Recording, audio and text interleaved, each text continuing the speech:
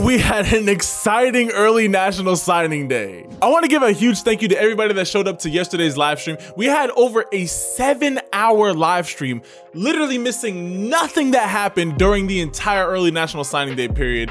And you know, there was a lot of winners and there was a lot of losers. If you haven't seen it already, I dropped a video earlier today going over the winners of the early national signing day, but with the winners, there has to be some losers.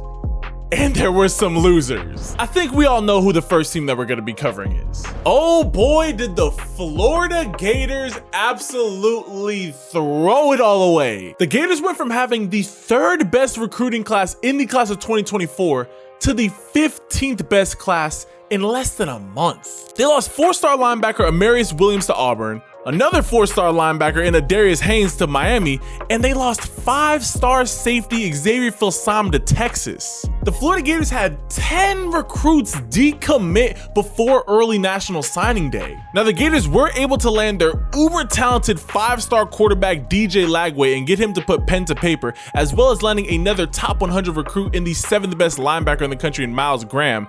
However, that was about it. The Gators' other 5-star recruit and the 2nd best defensive lineman in the country, LJ McCray, has big time rumors that he's going to decommit from the Gators. On top of that, the Gators have lost a ton of talent to the transfer portal, losing 2 4-star defensive linemen, Chris McClellan and Will Norman, as well as 4-star transfer prospect Princely Uman Million and 4-star transfer running back Trevor Etienne. Honestly, to see Florida have a top 5 recruiting class and now drop to having the 15th best recruiting class, Billy Napier is he's not just on a hot seat, he's on a lava seat. His job is about to get snatched up real quick, especially with the addition of Texas and Oklahoma to the SEC.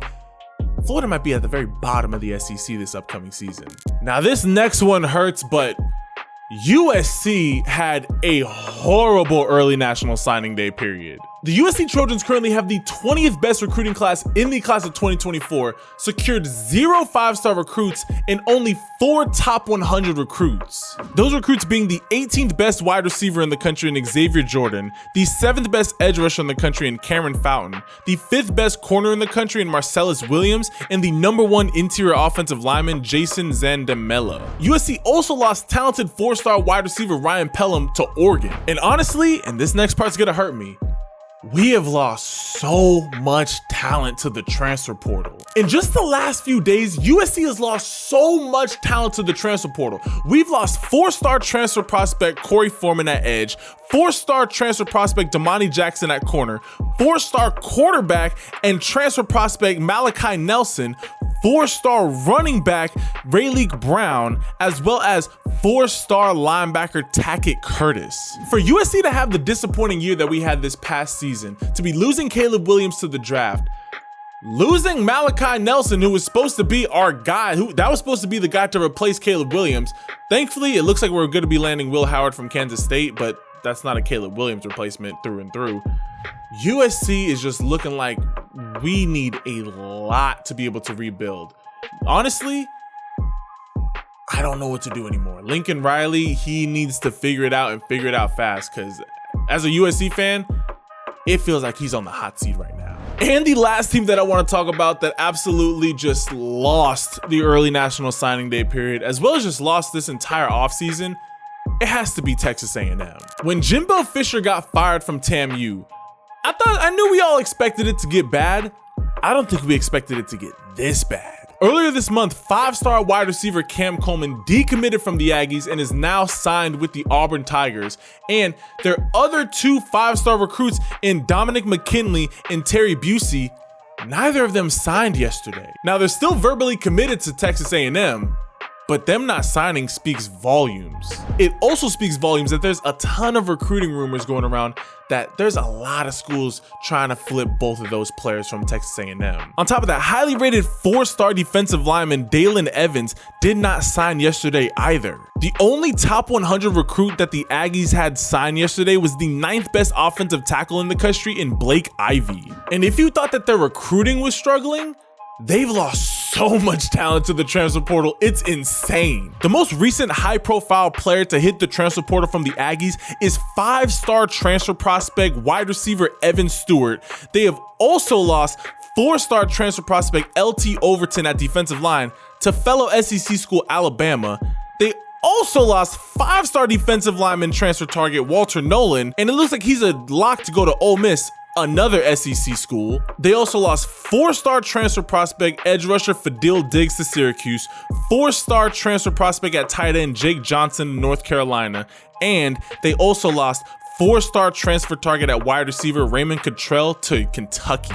It is so crazy because when you go and look back at that 2022 record-breaking recruiting class that the Aggies brought in, they brought in 8 5-star recruits. Only 2 of them are on the team now. Texas A&M is a shell of itself, and it looks like it's only going to be getting worse from here. So those are my 3 biggest losers of the early National Signing Day period, and just pretty much this whole offseason as a whole. I want you guys to comment down below, who do you guys think had the worst offseason out of these 3 teams? To me, I think it has to be Florida. To see, Texas A&M, we knew that they were going to be struggling just because, losing your coach, that's going to cause a lot of disruption. Billy Napier had the 3rd best recruiting class right there and just let it all slip through his hands. To me, Florida has by far pooped the bed the most out of these 3 teams. USC's just over there just trying to figure out where USC's struggling. USC is seriously struggling, and I hope that we're able to bring it all together. But I want to hear you guys' thoughts down below. Comment your thoughts on who do you guys think struggled the most. Be sure to go watch my video where I talk about the biggest winners of the early National Signing Day period. Be sure to leave this video a like and hit that subscribe button and turn on all your notifications. I love and appreciate each and every single last one of y'all. Know that if you're going through anything, I know that it's the holiday season. I know that family can be in town. I know that that can just bring a lot of stress in itself. I know that there might not be family around there. You might be alone during the holidays. This might be the first holidays without having somebody in your family. I know that it could be tough. I get that this can be just a tough season. Know that you can always call upon Jesus Christ, and He is right there with you in your highs and in your lows. He's never left your side, and He's meeting you exactly where you are. You do not need to go to Jesus because He never left your side. Always remember that. Don't ever feel like I don't know what to say. Just speak from your heart, and Jesus knows exactly what you mean. Love and appreciate all y'all, and I will catch you guys in the next video. Ciao.